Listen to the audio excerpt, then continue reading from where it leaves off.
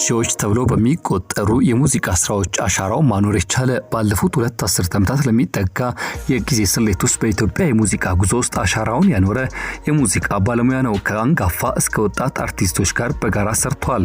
ከዚህ ባለፈ ደግሞ በደቡብ ስልት ምት የሰራቸው የሙዚቃ ስራዎቹ ዛሬም እንዲወሳና እንዲነሳ የሚያደርጉት የሙዚቃ ባለሙያ ነው። ሻኩራ ስቱዲዮ የሱ መክተሚያ ሆኖ እልፍ የሙዚቃ ስራዎቹን ከዚህ ስቱዲዮ እያወጣ ለሙዚቃ ወዳጆች እንካቹ በረከት ያለ የሙዚቃ ባለሙያ ነው ካሙዙ ካሳ። ያም ሆኖ ግን ይህ መንገዱ ዛሬ ላይ የተቀየረ መስሏል። ካሙዙ ካሳ የሙዚቀኝነት ህይወቱን ወደ ጎን ያለ በመምሰል አሁን ወደ ፖለቲካው መንገድ ፊቱን ያዞረ መስሏል። ለዚህ መነሻ የሆነው ዘንድ ደግሞ የብልጽግና ፓርቲ አባል ሆኖ በየካ ክፍለ ከተማ አዲስ አበባ ምክር ቤት ተወዳዳሪ ሆኖ ተገኝቷል። ካሙዙ ካሳ ታዲያ ከዚህ ጀርባ በርካታ ጉዳዮች የተነገሩ ባሉበት በዚህ ወቅት ላይ ካሙዙ ካሳ የፖለቲካው መንገድ ይሁነኝ ባለማግስት አዲስ ነገር ሰምቷል። በርካታ አርቲስቶች የክስ ዶሲያቸው መዛው እንደተንቀሳቀሱ ሰምቷል። አዲስ አበባ ብልጽግና ጽፈት ቤትም ሄደው ለአርቲስቱ ክስ መመስረታቸውን የሚያመለክት ስሞታ እንዳሰሙ ታውቋል። በመረጃ ሰዓታችን ይህን ጉዳይ በስፋትና በዝርዝር የምንቃኝና የምናነሳ ይሆናል። ውድ ቤተሰቦቻችን በሌላ በኩል ደግሞ በዛሬው ዕለት ከምናነሳቸው ጉዳዮች መካከል ባለፉት ጥቂት ቀናት የአምባሳደር ሬድዋን ሁሴን የፊት ገጽታ መቀየርን ተከትሎ በርካቶች ሀሳብ አስተያየት ይሰጡ ባሉበት በዚህ ጊዜ ድንገተኛ አደጋ አጋጥሟቸው ይህ አይነት የፊት ገጽታ መቀየር እንደተፈጠረባቸው ገልጸዋል። በዚህ ጋር በተገናኘም እርሳቸው ደርሶባቸዋል የተባለውን ድንገተኛ አደጋና ተያያዥ ጉዳይ ካንደበታቸው የተመለከትነውን እርሳቸውን በማህበራዊ ትስስር ገጻቸው ያጋሩትን በስፋት የምንነግራችሁ ይሆናል። ውድ ቤተሰቦቻችን ይህ ኢትዮ ግሎባል 360 ኒውስ ነው። ለቻናላችን አዲስ ከሆናችሁ ሰብስክራይብ እንድታደርጉ በአክብሮት እንጋብዛለን። ቪዲዮን ከወደዳችሁት ላይክ እንዲሁም ሼር በማድረግ ለሌሎች እንድታካፍሉ እንድታጋሩ በአክብሮት የጠየቀን እነዚህኑ መግቢያችን ላይ ያነሳናቸውን 2 አበይት ጉዳዮቻችንን በመመልከቱ እንሻገራለን። እስከ ፍጻሜው አብራችሁ እንድትቆዩ በአክብሮት እንጋብዛችኋለን። የኢትዮጵያ የፖለቲካ ጉዞ በርካቶችን ወደ መሃል ያስገባ ይገኛል። ይህን ከሚያመላክቱ ጉዳዮች መካከል በበርካታ የሙዚቃ ስራዎች የሚታወቀው በአቀናባሪነት አሻራው ማኖር የቻለው ካሙዙ ካሳ ከሻኩራ ስቱዲዮ ወጥቶ ወደ ብልጽግና ጽፈት ቤት የማምራቱና የመዛወሩ ጉዳይ ያመላከተው የዚህ ማሳያ ነው። ይህም በተመለከተ በርካቶች ሀሳባቸውን እየሰነዘሩና እየገለጹ በሚገኙበት በዚህ ጊዜ እርሱም ቀጣይ መንገዱ ፖለቲካ እንደሆነ አዲስ አበባ ምክር ቤትም እጩ ተወዳዳሪ መሆኑን ይፋ ካደረገ ጊዜ አንስቶ በርካታ ሀሳብ አስተያየቶች የተንሸራሸሩ ነው። ታዲያ በዛሬው ላይ የተሰማነው ጉዳይ ደግሞ በርካቶችን ያስገረመና ያስደነቀ ሆኗል። ካሙዙ ካሳ በበርካታ አርቲስቶች ክስ በዝቶበታል።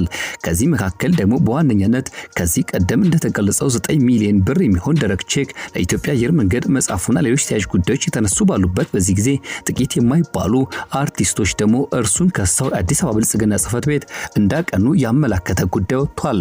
እንደ መረጃ ምንጮች ገለጻ ከሆነም በዋነኛነት በህግ በኩል ክስ መስርተናል፣ ይህን ጉዳይ እየታየልን ይገኛል ያሉት እነዚህ አርቲስቶች በህግ ብቻ ጉዳዩ እንዲታው የፈለጉ አልመሰሉም። አርቲስቶቹ ተሰባስበው ወደ ብልጽግና ጽፈት ቤት ሄደው እንዳመሩና እንዲሁም ደግሞ ስሞታቸውን እንዳሰሙ ተገልጿል። በዋነኛነት ይህን ሰው እንዴት እጩ ልታደርጉ ቻላችሁ የሚል ጠንከር ጠጠር ያለ ጥያቄ ስለማቅረባቸው ለጉዳዩ ቅርበት ያላቸው ምንጮች ያነሳሉ። በበርካታ ሚሊዮን ብር የሚቆጠር ጨረታ ለካሙዙ ካሳ በባህል ሚኒስቴር መሰጠቱ የሚታወቅ ሲሆን ከኢትዮጵያ በተሰኘው በዚህ ጉዞም በርካታ ሚሊዮን ብር ተከፍሎት እንዲሁም ደግሞ ከተለያዩ ኢትዮጵያ ማዕዘናት የመጡ ከያንያንን ይዞ እንደተንቀሳቀሰ ይገለጻል። ምንም አይነት ጨረታ እንዳልወጣበት በሚነገርለትና 100 ሚሊዮን በሚጠጋ ብር ወስዷል በተባለው በዚህ የጥበብ ስራ ላይ አሁንም ቅሬታዎችና ጥያቄዎች መነሳታቸው አልቀረም። በዚህ የተነሳ ጥቂት የማይባሉ አርቲስቶች ወደ ብሪክስ አባል ሀገራት ሄደው የባህል ዝግጅት ማቅረባቸው ይታወቃል። በዋነኛነት ቻይናን ጨምሮ አንዳንድ ሀገራት ላይ ተዘዋውረው ጥበባዊ ድግሶቻቸውን አቅርበዋል። ታዲያ ከነዚህ አርቲስቶች መካከል ጥቂት የማይባሉት ናቸው ተደራጅተው ስሞታቸውን ያሰሙት። ምንም አይነት ክፍያ አልተከፈለንም በሚል አርቲስቱ ላይ ክስ ያቀረቡ ሲሆን ለዚህም ቼክ የጻፈላቸው ወገኖችና እንዲሁም አርቲስቶች ገንዘቡን ሊያወጡ ሲሄዱ ምንም አይነት በቂ ገንዘብ እንደሌለው የሚገልጽ መልስ ሰጥቷቸዋል። ከነዚህ መካከል ደግሞ የኢትዮጵያ አየር መንገድ ከዚህ ቀደም ከካሙዙ ካሳ የተቀበለውን የ9 ሚሊዮን ብር ቼክ ወደ ስፍራው ይዞ ቢንቀሳቀስም ቼኩ ግን ደረቅ መሆኑ ታውቋል። አየር መንገዱ ከካሙዙ ካሳ ምንም አይነት ክፍያ አልተከፈለውም። እነዚህ አርቲስቶች ደግሞ ወደ ውጭ ሀገር ተጓጉዘዋል፣ ገንዘብ አልተከፈለንም ሲሉ ክስ ያቀረቡት ደግሞ አርቲስቶች አክቲቪስቶቹ ወደ ብልጽግና ጽህፈት ቤት በተለይም አዲስ አበባ የሚገኘው የብልጽግና ጽህፈት ቤት በማቅናት ነው ተቃውሟቸውን ያሰሙት። ይህን ተከትሎ አዲስ አበባ ብልጽግና ከፍተኛ አማካሪ እንደሆኑ የተነገረላቸው ኃላፊው አቶ ሞገስ ባልቻ ከጉዳዩ ጋር በተገናኘ ሐሳብ ሰንዝረዋል ተብሏል። የካ ክፍለ ከተማ ብልጽግና እንዴት አድርጎ እጩ እንዳደረገው ጥያቄ ማቅረባቸው ሰምቷል። ይህን ተከትሎ አዲስ አበባ ብልጽግና ካሙዙ ካሳን ስብሰባ ስለመጥራቱ ለጉዳዩ ቅርበት ያላቸው ምንጮች አንስተዋል።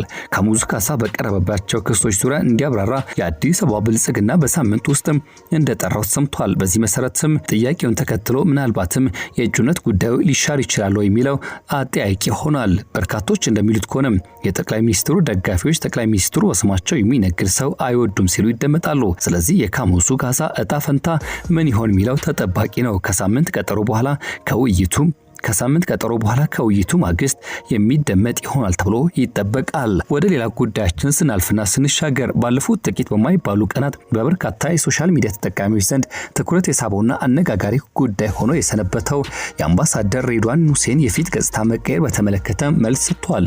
የብሔራዊ መረጃ ደህንነት አገልግሎት ዋና ዳይሬክተር አምባሳደር ሬድዋን ሁሴን ከሰሞኑ በነበረው የኮፕ 32 ዝግጅት ግምገማ ወቅት ገጽታቸው ተቀይሮ መታየታቸው ብዙዎችን ሲያነጋግር የቆየ ጉዳይ ነው። ምን ሆነው ነው የሚል ጥያቄ ተያይዞ ሲነሳ ነበር። አምባሳደር ሬድዋን ሁሴን ማብራሪያ ባለመስጠታቸው የተለያዩ ማህበራዊ ሚዲያ ግምታዊ መረጃዎች ሲሰራጩ ነበር። ታዲያ ከዚህ ጋር በተገናኘ ዛሬ አምባሳደር ሬድዋን ሁሴን ደረሰብኝ ስላሉት ጉዳይ መረጃ አጋርተዋል። ከሁለት ሳምንታት በፊት በሀገራዊ ጉዳይ የሚመክር ስብሰባ አስተናግደን ለምሳ እንዳረፈን ንፋስ ለመከላከል የተጋረደ የእንጨት አካፋይ ወይም ደግሞ ፓርቲሽን ወል ሚዛን ስቶ ሲወድቅ አናቴ ጋርና ትንሽ ገባ ብሎ አገኘኝ። ስንጥቁ መሰፋት ስለነበረበት ሐኪሞች በከፊል ላጩት። እኔ ደግሞ ሙሉን ቢሆን ይሻላል ብዬ እስኪደርቅ ድረስ አነሳሁት። እንደ ልጅነቴ ተመልጬ ሳየው አልጠላሁትም። ወዳጆችም እንዲያው ሸጋ ነው አሉኝ። በተመልካች አስተያየት ተበራተቼ ትንሽ ደግሞ በአዲስ መልክ ሞክረው ብዬ ዘለኩበት። የሆነው የታከምኩትም አሚን ሆስፒታል ነው። እናም እንኳን ለሕክምና ለስራ ወደ ውጭ ሀገር አልወጣውም። ምንም ያልተባለውም ምንም አዲስ ነገር አለ በሚል ነው። ለማንኛውም ለተጨነቁት ምስጋናዬን አክብሮቴ ይድረስልኝ ሲሉ አምባሳደር ሬድዋን ሁሴን ከዚህ ጋር በተገናኘ ከሰሞኑ አነጋጋሪ ለነበረው የፊት ገጽታቸው መቀየርና በርካቶች ጥያቄ ሲያነሱ ለነበረው ጉዳይ ምላሽ ሰጥተዋል። ውድ ቤተሰቦቻችን ያም የመረጃ ሰዓታችን እዚህ ጋር እንቋጫለን። ለቻናላችን አዲስ ከሆናችሁ ሰብስክራይብ እንድታደርጉ በአክብሮት እንጋብዛለን። ይህ ኢትዮ ግሎባል 360 ኒውስ ነው። ቪዲዮን ከወደዳችሁት ላይክ እንዲሁም ሼር በማድረግ ሌሎች እንድታካፍሉ እንድታጋሩ በአክብሮት የጋበዝን። የዛሬ መሲ ቋጨን። በያላችሁበት ደግሞ ጥሩ መልካም ጊዜ ተመኘን።